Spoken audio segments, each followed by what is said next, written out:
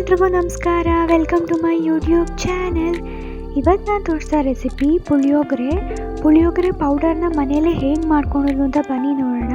First ನಾನೊಂದು ಬಾಣಲಿ ಇಟ್ಕೊಂಡಿದ್ದೀನಿ. ಬಾಣಲಿಗೆ ನಾನೊಂದು 3 ಸ್ಪೂನ್ ಕಡಲೆ ಬೀಜ ಹಾಕ್ಕೊತಾ ಇದ್ದೀನಿ. ಇದಕ್ಕೆ ಒಂದು ಸ್ವಲ್ಪ ಮೆಂತ್ಯ ಕಾಳು ಹಾಕ್ಕೊಂಡೆ. ತುಂಬ ಕಡಿಮೆ ಹಾಕ್ಕೊಬೇಕು, ಅಂದರೆ 1/4 ಸ್ಪೂನಲ್ಲಿ ಸಹ 1/4 ಸ್ಪೂನ್ ಹಾಕ್ಕೊಬೇಕು. ಯಾಕಂದರೆ ಒಂದು ಮೆಂತ್ಯ ಒಂದು ಸ್ವಲ್ಪ ಜಾಸ್ತಿ ಆಗಿಬಿಟ್ರು ಕಹಿ ಆಗಿಬಿಡುತ್ತೆ. ಸೊ ಇದನ್ನೆಲ್ಲ ಇವಾಗ ಹುರ್ಕೊಬೇಕು. ಇದನ್ನೊಂದು 3 ನಿಮಿಷಗಳ ಕಾಲ ನಾವು ಹುರ್ಕೊಬೇಕು. ಸೊ ಇವಾಗ ಇದು ಕಡಲೆ ಬೀಜಕ್ಕೆಲ್ಲ ಕಲರ್ ಬಂದಿದೆ, ನೀವು ನೋಡ್ಬೋದು. ಇದಕ್ಕೆ ನಾನಿವಾಗ ಅರ್ಧ ಸ್ಪೂನ್ ಮೆಣಸು ಹಾಕ್ಕೊಂಡೆ ಮತ್ತು 1 ಸ್ಪೂನ್ ಧನಿಯಾ ಹಾಕ್ಕೊಂಡೆ. ಸೊ ಇದನ್ನ ಇವಾಗ ಮತ್ತೆ ಹುರ್ಕೊಳ್ಳೋಣ. ಮತ್ತು ಇದನ್ನೊಂದು 2 ನಿಮಿಷ ಹುರ್ಕೊಬೇಕು ನಾವು.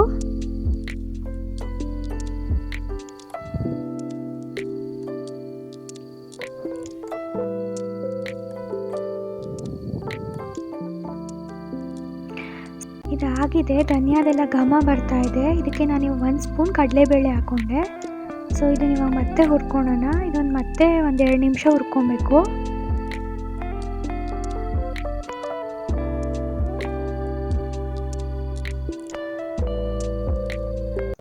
ಕಡಲೆಬೇಳೆ ಎಲ್ಲ ಕಲರ್ ಚೇಂಜ್ ಆಗಿದೆ, ಅಂದರೆ ಕಪ್ಪಾಗಬಾರ್ದು, ಸ್ವಲ್ಪ ಕೆಂಪಗಾಗಬೇಕು.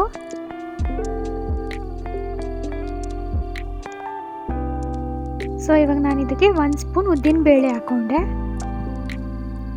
ಮತ್ತು 1 ಸ್ಪೂನ್ ಎಳ್ಳು ಹಾಕ್ಕೊಂಡೆ, ಬಿಳಿ ಎಳ್ಳು. ಸೊ ಇದನ್ನು ಮತ್ತೆ ಫ್ರೈ ಮಾಡ್ಕೊಳ್ಳೋಣ.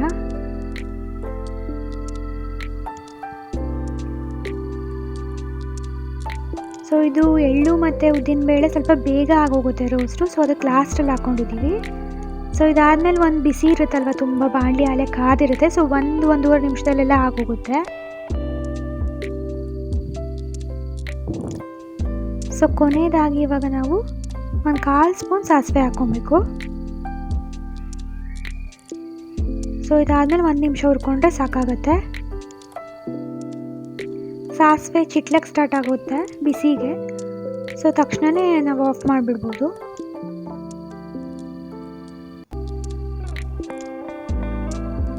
ಸೊ ಇದಿವಾಗ ಆಗಿದೆ. ಇದನ್ನು ನಾವು ತಣ್ಣಗಾಗಕ್ಕೆ ಬಿಡೋಣ. ಸೊ ಇದೇ ಟೈಮಲ್ಲಿ ನಾನು ಒಂದು ಬಾಣಲಿಗೆ 1-2 ಸ್ಪೂನ್ ಎಣ್ಣೆ ಹಾಕ್ಕೊಂಡೆ. ಸೊ ಒಂದು ಸ್ವಲ್ಪ ಕರಿಬೇವಿನ ಸೊಪ್ಪು ಹಾಕ್ಕೊಂಡೆ. ಸೊ ಕರಿಬೇವಿನ ಸೊಪ್ಪು ಎಣ್ಣೆಲಿ ಫ್ರೈ ಆಗಬೇಕು.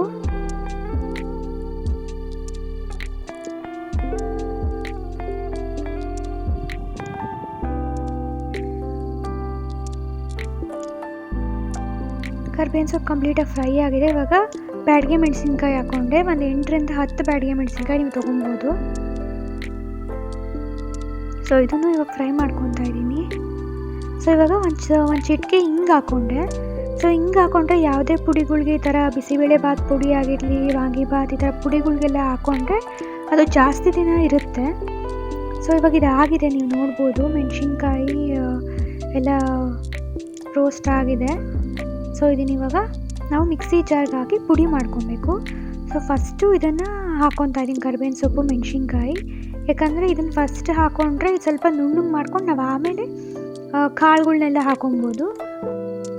ಸೊ ಎಲ್ಲ ಒಟ್ಟಿಗೆ ಹಾಕ್ಕೊಂಡ್ರೆ ನುಣ್ಣಗೆ ಆಗಲ್ಲ ಮೆಣಸಿನ್ಕಾಯಿ. ಸೊ ಅದರಿಂದ ಇದನ್ನೊಂದು ಸ್ವಲ್ಪ ರುಬ್ಕೊಬೇಕು.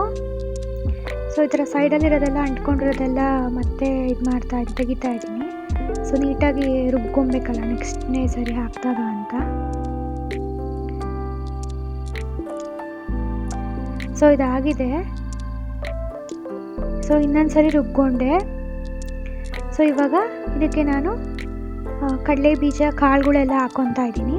ಸೊ ಇದು ಕಾಳುಗಳೆಲ್ಲ ಹಾಕ್ಕೊಂಡ್ಮೇಲೆ ನಾವು ತುಂಬ ಜಾಸ್ತಿ ರುಬ್ಬಾರ್ದು, ಅಂದರೆ ನುಣ್ಣಗೆ ಪೇಸ್ಟ್ ಮಾಡಬಾರ್ದು, ಇದನ್ನು ಪೌಡ್ರ್ ಥರ ಮಾಡಿಬಿಡ್ಬಾರ್ದು. ಇದು ಪುಳಿಯೋಗರೆ ಪೌಡ್ರ್ ಯಾವುದು ತರಿ ಆಗಿರಬೇಕು, ಆವಾಗಲೇ ರುಚಿ ಚೆನ್ನಾಗಿ ಬರುತ್ತೆ. ಸೊ ಇದು ಇವಾಗ ರುಬ್ಕೊತಾ ಇದ್ದೀವಿ. ಸೊ ನೀವು ನೋಡ್ಬೋದು ಈ ಥರ ಆಗಿದೆ.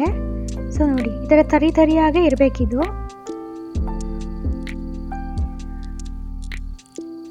ಸೊ ನೀವು ನೋಡ್ಬೋದು, ಫುಲ್ ನುಣ್ಣಗೆ ಆಗಬಾರ್ದು ಪೌಡರ್ ಥರ.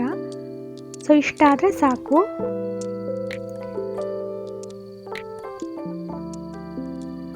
ಸೊ ಇವಾಗ ಪೌಡರ್ ರೆಡಿ ಆಯಿತು. ಇವಾಗ ನಾವು ಗೊಜ್ಜು ಮಾಡ್ಕೊಳ್ಳೋಣ. ಇದಕ್ಕೆ ನಾನೊಂದು 10 ಸ್ಪೂನ್ ಎಣ್ಣೆ ಹಾಕ್ಕೊಂಡೆ, ಯಾಕಂದರೆ ಪುಳಿಯೋಗರೆಗೆಲ್ಲ ಜಾಸ್ತಿ ಎಣ್ಣೆ ಹಾಕ್ಕೊಬೇಕಾಗತ್ತೆ. ಸೊ ಇವಾಗ ಕಡಲೆಬೀಜ ಹಾಕ್ಕೊಂಡೆ. ಸೊ ಕಡಲೆಬೀಜನ ಫಸ್ಟು ನಾವು ರೋಸ್ಟ್ ಮಾಡಿಕೊಂಡು ಪಕ್ಕಕ್ಕೆ ಇಟ್ಕೊಂಬೇಡ.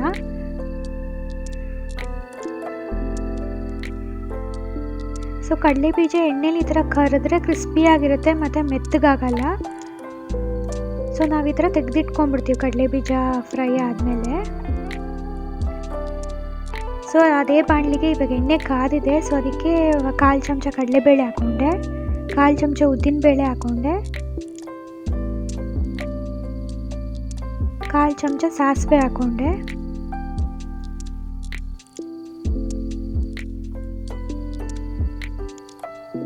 ಹಿಂಗೆ ಹಾಕ್ಕೊಂಡೆ 1/4 ಚಮಚ. ಸೊ ಹಿಂಗೆ ನಾವು ಅಲ್ಲೂ ಹಾಕ್ಕೊಂಡಿದ್ವಿ ಪೌಡ್ರ್, ಇಲ್ಲೂ ಹಾಕ್ಕೊಂಡ್ವಿ. 1 ಚಮಚ ಎಳ್ಳು ಹಾಕ್ಕೊಂಡೆ, ಬಿಳಿ ಎಳ್ಳು.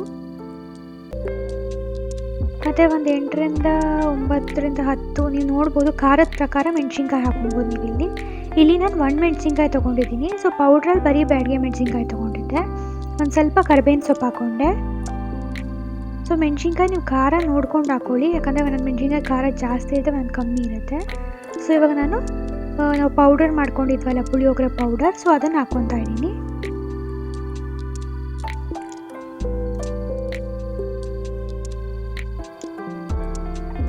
ಸೊ ಇದೊಂದು 5ರಿಂದ 6 ಸ್ಪೂನ್ ಪುಳಿಯೋಗರೆ ಪೌಡರ್ ಆಗಿತ್ತು.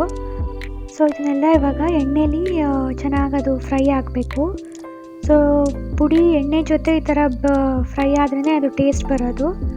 ಸೊ ನೀರು ಹಾಕ್ಬಾರ್ದು ನಾವು ಸ್ಟಾರ್ಟಿಂಗಲ್ಲೇ. ಈ ಥರ ಒಂದು ಸ್ವಲ್ಪ ಹೊತ್ತು ಒಂದು 3ರಿಂದ 4 ನಿಮಿಷ ಈ ಥರ ಬರೀ ಎಣ್ಣೆಲೇ ಫ್ರೈ ಆಗಬೇಕು ಪುಡಿ.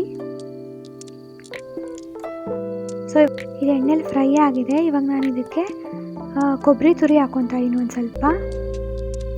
ಸೊ ಕೊಬ್ಬರಿ ತುರಿ ಹಾಕ್ಕೊಂಡ್ರು ಸಹ ತುಂಬ ಟೇಸ್ಟ್ ಬರುತ್ತೆ. ಸೊ ಇದನ್ನೆಲ್ಲ ಮಿಕ್ಸ್ ಮಾಡ್ಕೊಳ್ಳಿ.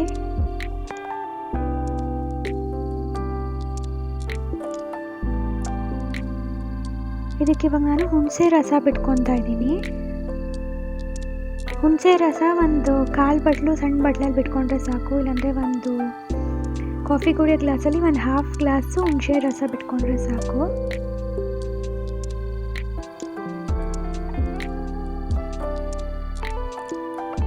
ಸೊ ಇದು ಹುಣಸೆ ರಸ ಹಾಕಬೇಕು ಅನ್ನೋ ಕಾರಣಕ್ಕಷ್ಟೇ ನಾವು ನೀರು ಹಾಕೋದು. ಸೊ ಇನ್ನೆಲ್ಲೂ ನೀರೆಲ್ಲ ಬಳಸಲ್ಲ ನಾವು.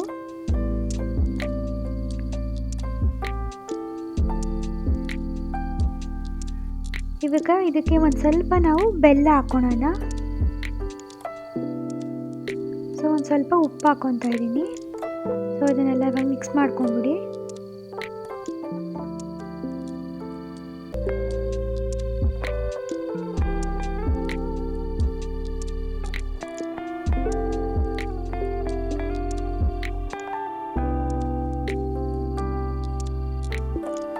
ಸೊ ಇದೊಂದು 3 ನಿಮಿಷಗಳ ಕಾಲ ಹಿಂಗೆ ಕುದಿಸ್ಕೊಬೇಕು. ಆಮೇಲೆ ಲಾಸ್ಟಲ್ಲಿ ಕೊತ್ತಂಬರಿ ಸೊಪ್ಪು ಹಾಕ್ಕೊತಾ ಇದ್ದೀನಿ.